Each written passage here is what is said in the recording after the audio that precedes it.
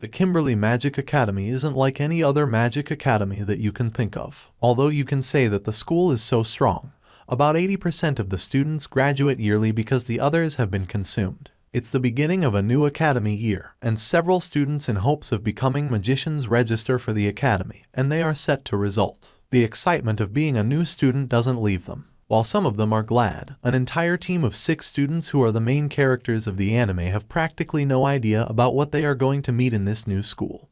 But they are optimistic regardless. One of them, Oliver Horn, is the first to pass through the walkway to enter the school. On his way, a flower starts speaking to him. He calls the flower Madam as Madam tells him he looks very anxious. He asks Madam if she can recognize how he looks and if he indeed looks anxious. She tells him that he should at least be cheerful about his new resumption even though he doesn't know about the terrible future that awaits him. He smiles and tells her he will heed her advice. As he walks away, he wonders if that is the same way the flower sows fears into the heart of every student resuming school. He thinks about her words about the terrible future, and he admits that she may be right because he really doesn't know the kind of future that awaits him in that school. He stops walking when he sees a female student, Katie, standing in front of him in a fearful manner. Katie has also heard the words of Madam, and she is very afraid because of the way the flower has spoken to her. She thinks about the terrible future the flower means and hopes that it would be a joke and not a reality. Another male student, Guy Greenwood, who sees Katie, realizes that she is very scared and afraid. He meets her to console her and tells her that she doesn't have to worry about what the flower says. He tells her they are Magiflora, and it is rumored that they feed on the magic particles that are around, and it makes them behave weirdly. He tells her that those kinds of flowers around that side are more weird than she can imagine. She tells him that she likes fauna too, and she is glad she can see fauna around the school. They try to get to know each other better, and when he asks her what kind of fauna she likes, she says she likes anyone, the big, the small, and even the slim. Their sweet conversation is interrupted when another female student, Michella, screams at another male student, Pete, because Pete is about to step on Madam. Pete asks him if he knows what Madam will do to him if he steps on her, and Madam also calls him a rude student. Pete picks his bag from the floor, adjusts his glasses, and says it isn't like he has asked Michella for help in the first place. Just as he is about to continue his journey, another student enters. She looks so different from the others, and she isn't even putting on the normal clothes they could have inferred that other students would put on. She looks like a samurai, and the other students wonders who she is. With her prideful attitude flying behind her, the young lady, Nanao Hibiya, walks beside all the students and goes her own way. Just like Madam's normal way of scaring the student, she attempts to scare Nanao in the same manner and tells her that she has a different attire. But Nanao doesn't even give her the attention she seeks, and she walks away. Oliver is so attracted to her. He doesn't know if it is because of the way she has dressed and how it is different from the way other students have dressed, or because of her presumed strength and look. All he knows is that it looks like it is a predomination. It is just like fate. After the fated meeting of these 6 students, they all join their other students to watch the first parade of the school. The parade starts with the passing of Fauna. When Guy sees the Fauna, he recalls that Katie had earlier told him that she loves Fauna, and she enjoys seeing them. He looks at her, wondering if she will be excited, but he sees she looks more disturbed than excited. He asks her if she is no longer in love with Fauna as she claimed, but she tells him that Fauna isn't the problem. Instead, she has a problem with the fact that the school is making a troll parade in front of them. In that same parade, they have seen floras, fauna, a dragon, and a troll. Katie tells Guy that it isn't good as they have captured a troll to parade. She claims a troll is just a species like humans, and if it is not the case that humans invaded their circle, there is no reason trolls will find their ways to the midst of humans. Guy doesn't have the same opinion. He tells her that trolls aren't even innocent as she makes them seem to be. He reminds her that it is these same trolls that destroy human farms and even kill humans. In his opinion, trolls are just like any other monsters who have been captured and can be used in any way. This triggers Katie the more. She refuses to accept what Guy is saying, and his words make her more angry that they turn the conversation into an argument. Pete, who is standing in front of them reading his book, gets angry that they are using their arguments to disturb him.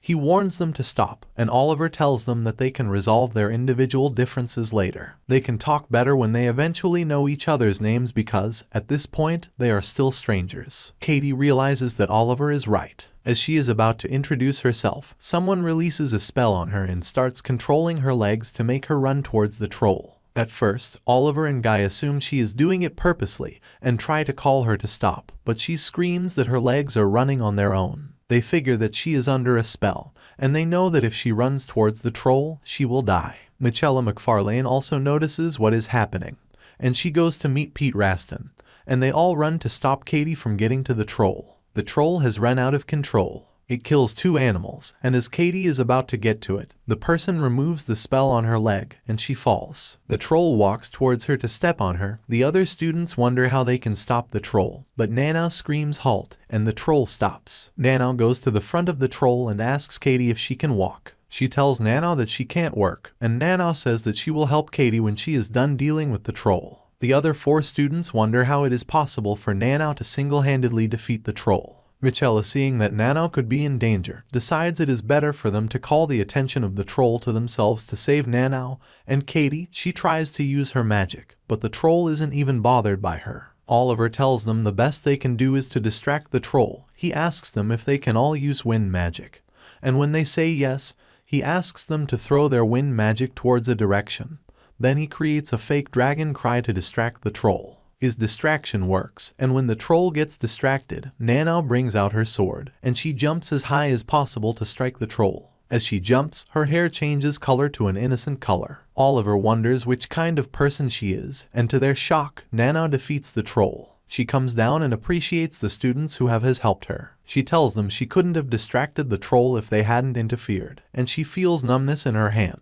She tells Katie that she will help her up once she recovers. As a result of their acts that morning, they get separated from the other students. They are kept in a room where Oliver asks Nana if she has a plan when she stands before the troll. Nana says no, and she doesn't even have a katana. He asks her what she could have done if they didn't say her and says she could have died, and she says that it means she was saved from dying on her first day in school, which is a lucky sign. Oliver finds it difficult to understand which kind of person she is, but he knows that the innocent color that she changed to while fighting shows that she has a good tendency for magic. Their headmistress, Esmeralda, arrives. She apologizes for what happened earlier and says the troll had been captured and the injured students have been taken for treatment. She tells them that in that school, what they care about is freedom and result. She reminds them that their life and death are in their hands, and they can either die or live. She assumes that they may think she is joking, but she claims she is serious. She says that out of 100% of them that have resumed into school that day, only 80% of them will graduate alive. Some would be consumed by monsters, some would be dragged by the monsters they summon, and with one circumstance or the other, about 20% of them will die regardless, and the ones that die will be said to be consumed by magic. She claims she doesn't feel bad about that because that is how they have raised the standards of their school to that day. She reminds them of their role and asks if they have a question. Nana tells her that if she feels headaches, she should rub the sides of her head. Esmeralda asks her if that is the question she has, and Nana says it isn't really a question but an advice because Esmeralda looks like she needs help. Esmeralda says that in the absence of any questions, they should all go for their bouquet. She says that they are free to interact with each other and sit down. They wonder where they will sit since there is no seat there, and she hits magic that carries them to the bouquet. In the dining room, the old students join them and try to welcome them to the school. They tell them that although the headmistress may be harsh, but everything she has said is true. But the senior students are trying to make the school safer for the newcomers. As it's time to eat, the students reconvene again. But this time, Katie isn't with them because she has been taken for treatment. She joins them, and they introduce themselves. Michella McFarlane tells them she is the eldest daughter of the McFarlane family, and Guy also recognizes her with their family signature family hair. Katie also introduces herself and says she is a transfer student from Farmland. Guy Greenhood tells them he is from many magical farmers and loves plants. Pete Raston claims there is no need to introduce himself because his family is commoner, and he isn't there to make friends with them. He concentrates on his book, and Olivia recognizes the book he is reading, so they talk a little. Nana Ihibia tells them she is from a samurai family at Yamatsukuni, and she came there after a man named McFarlane saved her from dying at war and asked her to come. She says the man has the same hair as Michella, and Michella says it is her father, who works as a part-time lecturer at the school. Oliver Horn introduces himself as a magician from a long line of magician family. He says he has sisters and brothers who have graduated from that same school, but he presently lives with a relative. They get to know each other, eat and go to their dorm. Coincidentally, Oliver and Pete are roommates. When Oliver wakes the next day, he goes to cover Pete's body so he won't catch a cold, as he remembers how Pete had warned him not to disturb him when he is reading.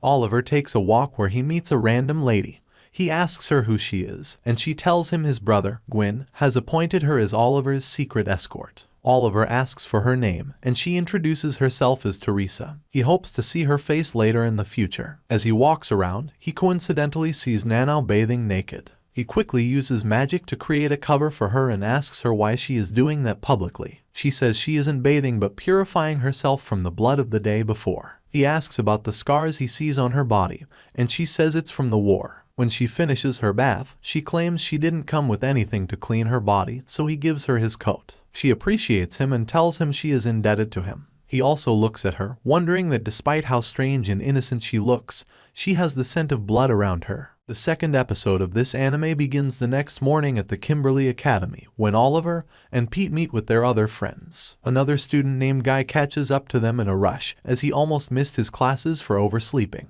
According to Guy, thanks to a clock in his room, he was able to wake up just in time. Nanao takes pride in telling Guy that she doesn't need any alarm clocks to wake up and claims that she naturally rises around 6 in the morning. Guy notices that Nanao is finally wearing the academy uniform, so she explains that the uniform arrived at her room the previous night. Because of the uniform, she finally feels like a proper mage, and everyone cheers her on for that, except for Oliver, who loses himself in his thoughts, thinking about Nanao's scars, which he saw in the previous episode. Guy snaps Oliver back from his thoughts, asking him why his robe looks damp, and Oliver tells him that he is just imagining things. Pete can no longer endure this baseless conversation and wants to find out what a magic class is like. He gets excited like a baby, so his friends start to treat him like one. Nanao expresses that she cannot wait to learn magic, and they together head to their first ever sword arts class. The teacher, named Luther, welcomes all of the students to the class. Before heading to practical lessons, Luther first tells the students what sword arts actually are. Pete volunteers to answer what it is and begins to act like the teacher's pet. So, most of the students in the class begin to look down on him. Pete explains to Luther that sword arts are techniques performed using athames, just like the one he is holding in his hand.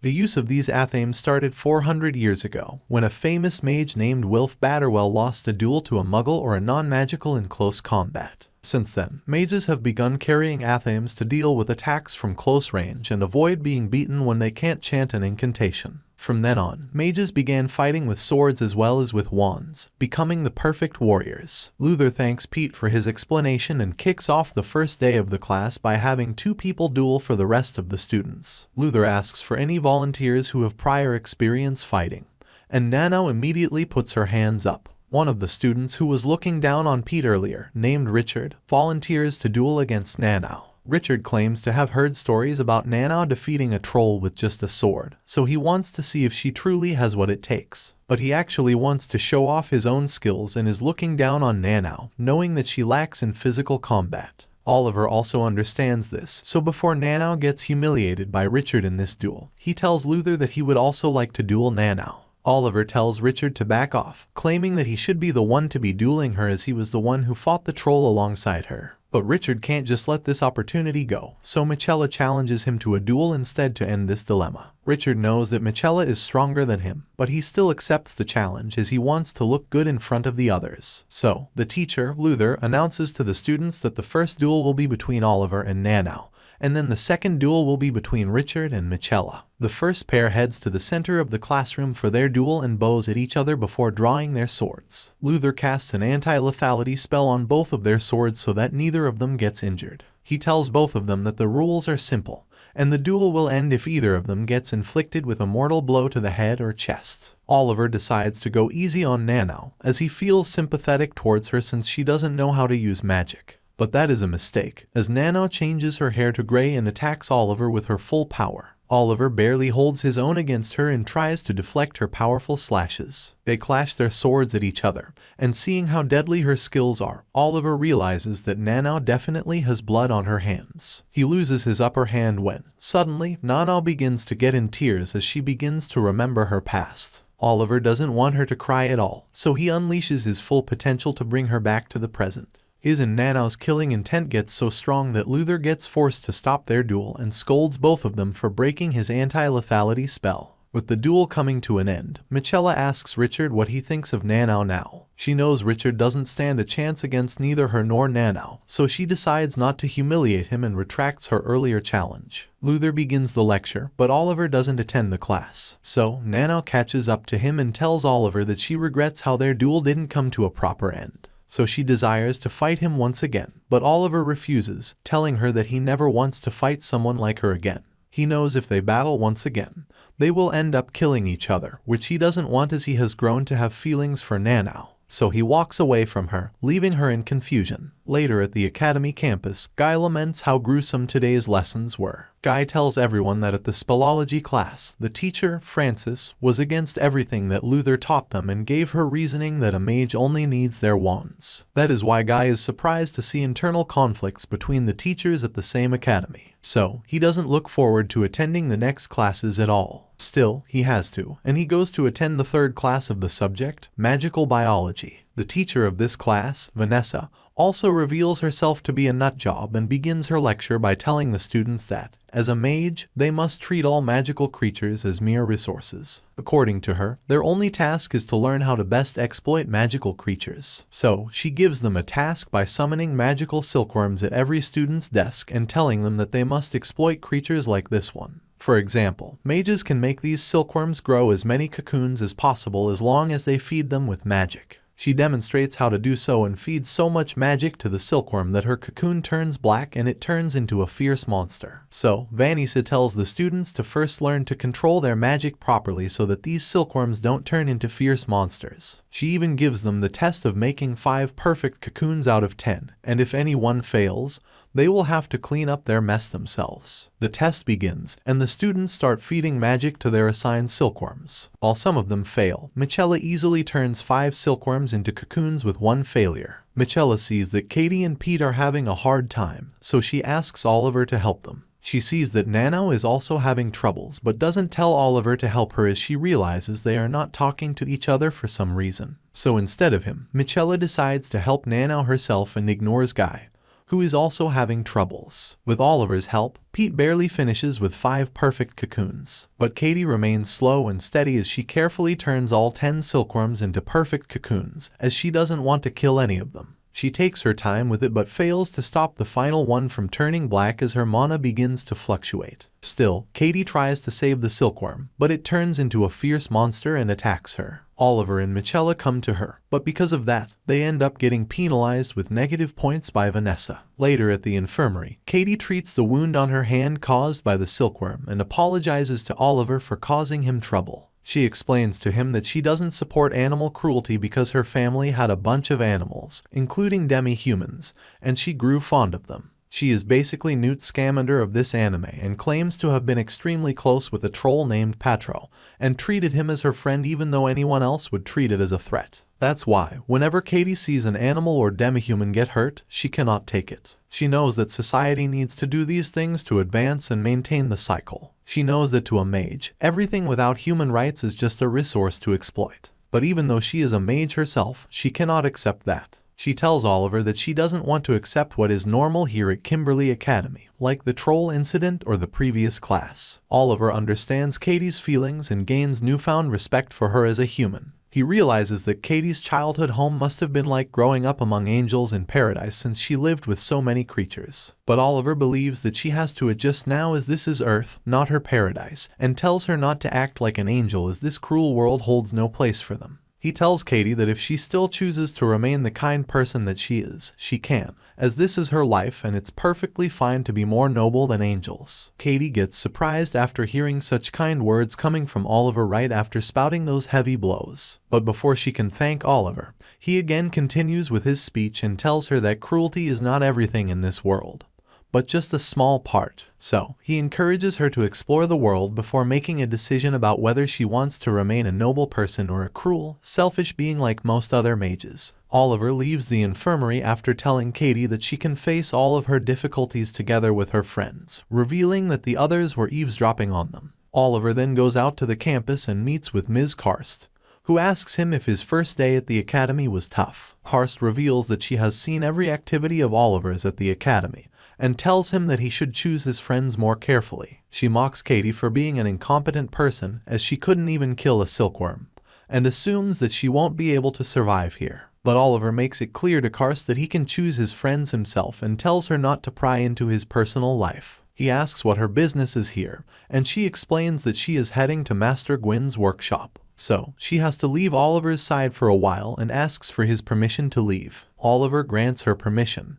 and before she leaves, he tells her to say hello to Gwyn on his behalf. Oliver then joins his friends at dinner and eats the meal together. Katie tells everyone not to worry for her anymore as she no longer feels sick. Katie then turns to Nanao and notices that she doesn't look that lively. So, she asks Nanao if something's bothering her, but Nanao claims to be fine. On the other hand, Pete notices that he doesn't have his book with him, so he realizes that he must have left it accidentally in the spelology class and decides to head there. Oliver and Michella get up immediately to accompany Pete, and Oliver explains to Pete that things that get lost in Kimberly Academy aren't easily found. Michella assumes that a mischievous fairy could be behind Pete losing his book, and that gives her more reason to help him. So, the three of them go back to the class, leaving Guy, Katie, and Nanao at the table. Apparently, Kimberly Academy sits on top of a giant labyrinth, which means it basically turns into a dungeon at night. After escorting Pete to the spelology class, the group finds the book lying on the ground, and Pete finally feels relieved. So they start heading back. However, the sun sets, and immediately their path transforms into a mysterious labyrinth. Oliver tells Pete not to worry, as he thinks that the teachers patrolling the school will come to help them. Right at the moment, a voice disguised as one of the teachers calls for Pete,